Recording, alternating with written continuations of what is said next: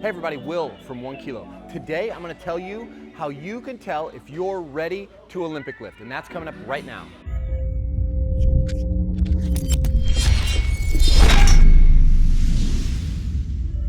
Hey all, glad you're here. If it's your first time, fifth time, 10th time, please like, subscribe, and ring the notification bell. All right, so you are excited, or you have someone in your gym who's really excited about Olympic lifting, and they want to learn to snatch and clean and jerk, and they want to go dominate on the platform.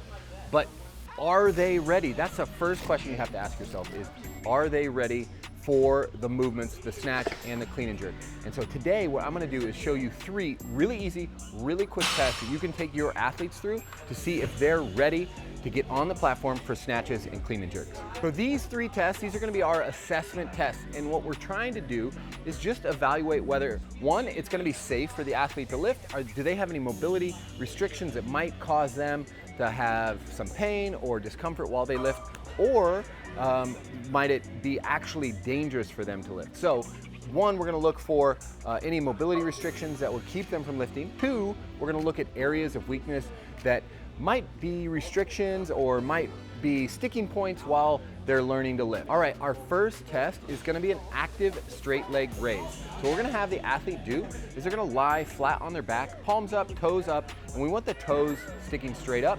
What they're gonna do is, with one leg sticking down into the ground, they're gonna lift the other leg up straight as high as they can, slowly. We'll have them do 2 or 3 attempts. Then we'll repeat with the other side. And what we're looking at with this is, we're looking at their ability to get hip flexion, because hip flexion is really just, while lying on their back, hip flexion is the same as doing an RDL position, trying to get hip flexion right here. And if they can't do it lying on their back, when they go to get into an RDL position, the hang position, they're gonna get some compensation and potentially round their back. And what we don't wanna do is get that rounding of the lumbar spine while they're under load, because that's gonna cause back issues later on. So the first test is the active straight leg raise. We're looking for good hip flexion. A passing score on this is gonna be the athlete can get their heel past their knee on the opposite side. All right, next one we're gonna do is a back to wall shoulder flexion. So this time we're looking at really good shoulder mobility. Obviously with the snatch and the jerk, we wanna be able to see the athlete get the bar overhead into a really good position and a safe looking position. So what we're gonna do is we're gonna have the athlete stand with heels about 6 inches away from the wall. They're gonna touch their hips, their T-spine, and the back of their head to the wall.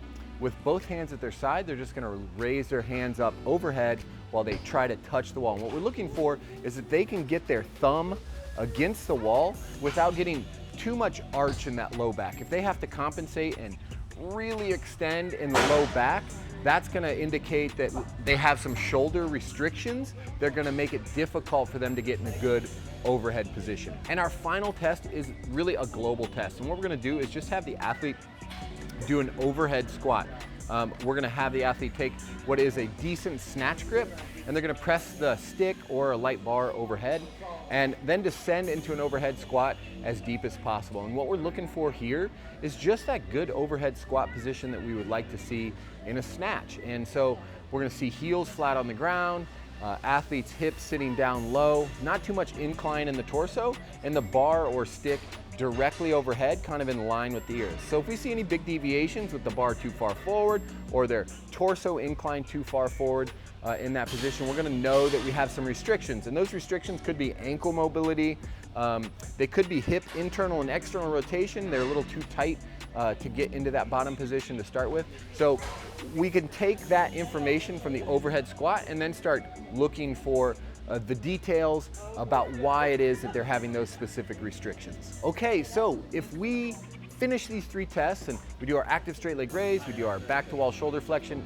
and we do the overhead squat, we're gonna have a really good picture of whether or not those athletes are ready to Olympic lift.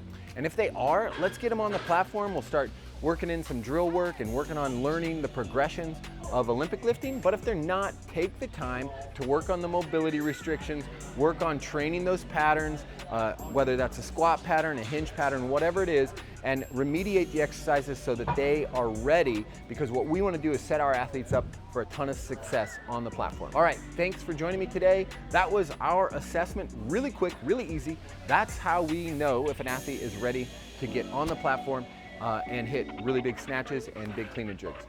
Thanks for being here, and I will see you all next week.